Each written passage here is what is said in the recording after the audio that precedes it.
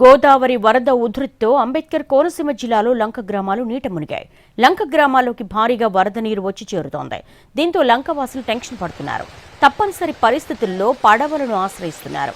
2 రోజుల క్రితం వరద తగ్గినట్లే తగ్గి మళ్లీ పెరిగిపోవడంతో ఎటు వెళ్లాలో తెలియక ఆందోళన చెందుతున్నారు. వర్షాకాలం వచ్చిందంటే మా బతుకులు ఇంతే అని వాపోతున్నారు.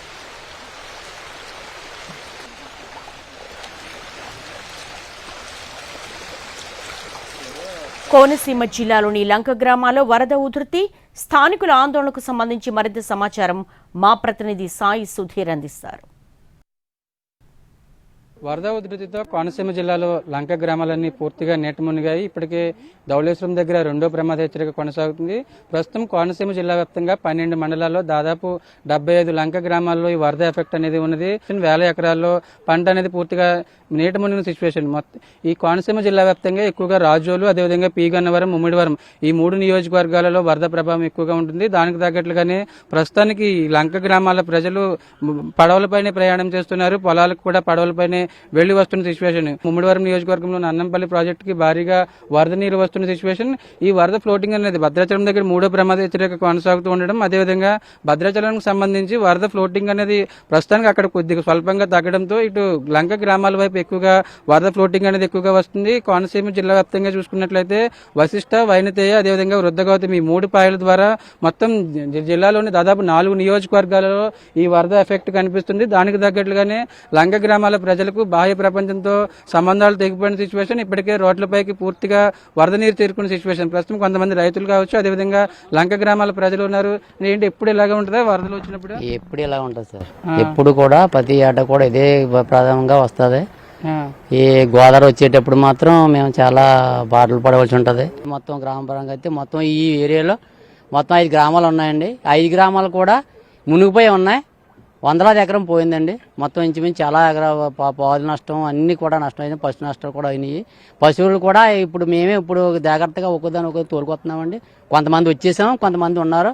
చాలా ఇదిగా పరిస్థితిలో ఉన్నారండి. మరి ఇప్పుడు ప్రస్తుతానికైతే మేము మొక్కజొన్న వేసామండి, అయిపోయింది. తర్వాత బీర, బెండ, వంగ, తర్వాత ఆనబ ఇవన్నీ పంటలు వేసామండి. మొత్తం అన్ని కూరగాయల రకాలు వేసాం.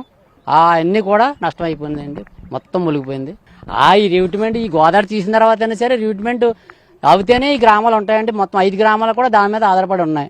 ఆ రిక్రూట్మెంట్ చేసి ఏదైనా చూడాలండి. దానివల్ల మేము ఉంటాం తప్ప లేకపోతే 5 గ్రామాలు పోతాయండి. మీకు ఏమైనా లోపల ఏమన్నా మీ పశువులు ఉన్నాయా? ఉన్నాయండి బాబయ్య, ఉన్నాయండి. మరి అట్లా మేత ఎలాగా? మేత ఎలాగండి అక్కడ ఇక్కడ తెచ్చుకుని వేసుకుంటున్నామండి. గడ్డి నావల మీద తెచ్చుకుని వేసుకుంటున్నామండి. వరద ఇంకా పెరిగితే మరి వాటికి కూడా ఇబ్బంది కదా? ఇబ్బంది అని గట్టుకు తోలికి వచ్చేస్తామండి. మురమల్లు. మీరేంటన్నా, మీరే ఊరు? మాది ఊరండి, భుజబలంక అండి. పశువులు అయ్యి ఇబ్బంది పడుతున్నాయండి. పశువుల దానా ఏమైనా గవర్నమెంట్ ఏమైనా సహకరించి ఇచ్చేలా చూడాలండి. పశువులు చాలా ఇబ్బంది పడుతున్నాయి. ప్రజలు కూడా ఇబ్బంది పడుతున్నారు. అంటే కొంచెం ఇంకా వాళ్ళకి అలవాటు అయిపోయింది కాబట్టి బాగానే ఉంది. ఒకవేళ ఇదే విధంగా వరద ఫ్లోటింగ్ అనేది వస్తే కనుక ఖచ్చితంగా ఇళ్లు, అదేవిధంగా ప్రస్తుతానికి పశువులు కూడా పూర్తిగా ఈ వరద ఎఫెక్ట్ అనేది ఉంటుందని రైతులు చెప్తున్నారు. లంక గ్రామాలలో వరద ఎఫెక్ట్ ఉండకుండా రిక్రూట్మెంట్ ఏర్పాటు చేస్తామని హామీలు ఇస్తున్నారు తప్ప వాటిని అమలు చేసే సిచ్యువేషన్ లేదు. ఖచ్చితంగా వాటిని అమలు చేసి ఉంటే ఈ స్థాయిలో వరద ఎఫెక్ట్ తమకు ఉండదని లంక గ్రామాల ప్రజలు చెప్తున్నారు. ఇప్పటికైనా అధికారులు కావచ్చు, అదేవిధంగా ప్రభుత్వాలు వరదల సమయంలో లంక గ్రామాలను ఏ విధంగా కాపాడాలి, రిక్రూట్మెంట్ ఏర్పాటు చేస్తే నష్ట నివారణ ఏ విధంగా చేయొచ్చని పూర్తి స్థాయిలో అధ్యయనం చేయాల్సి ఉంటుందని ఇక్కడ స్థానికులు కావచ్చు, అదేవిధంగా రైతులు చెప్తున్న సిచ్యువేషన్.